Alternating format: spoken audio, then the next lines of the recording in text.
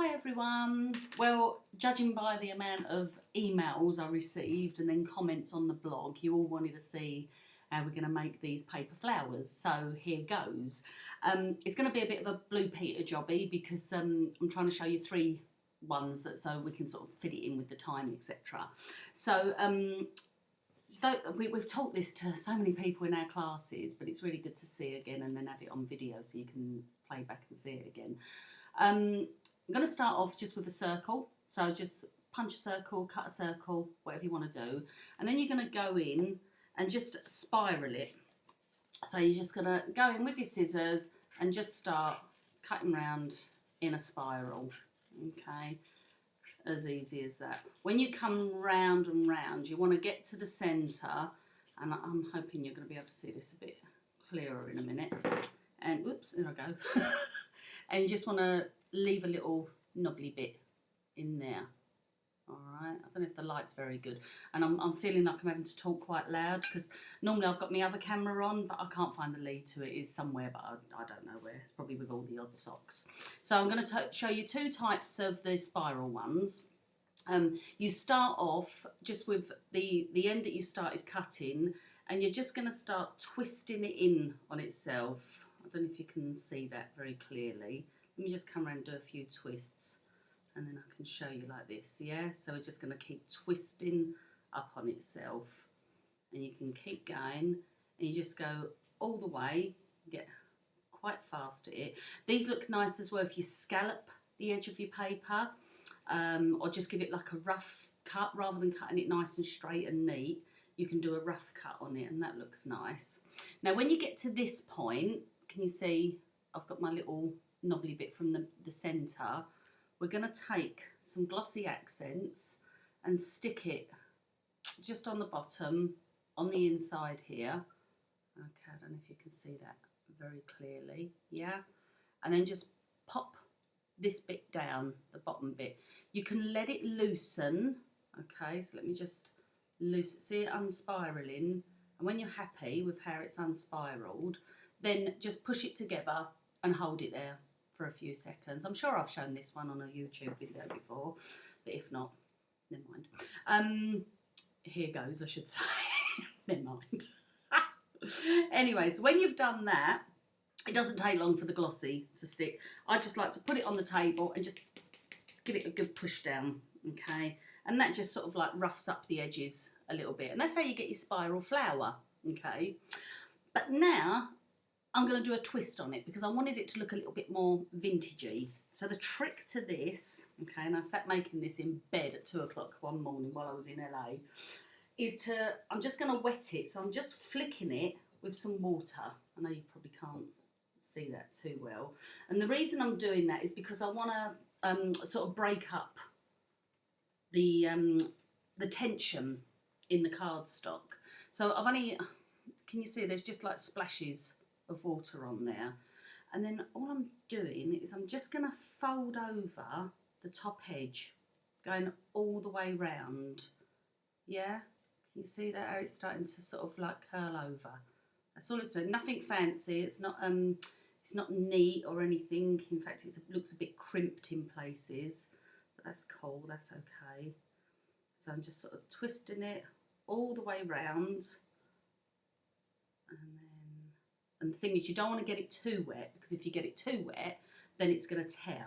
So there is a fine line between too much water and not enough water.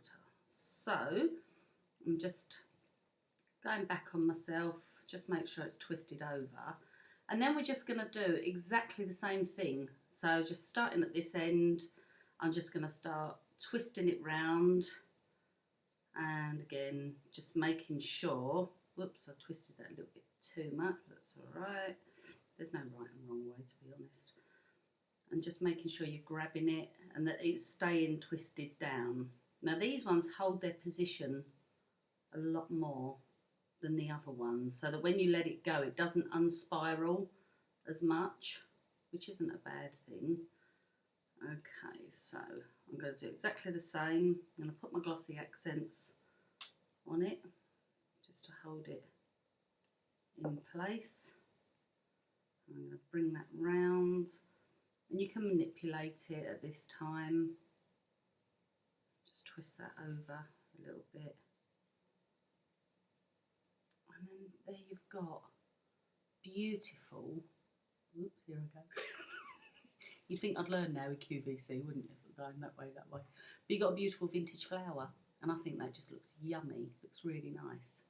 So then the other one is where, actually, if I just grab them, that was the vintage one. Okay, put that up a little bit more, and I've just spritzed them with a little bit of Shimmers spritz on there.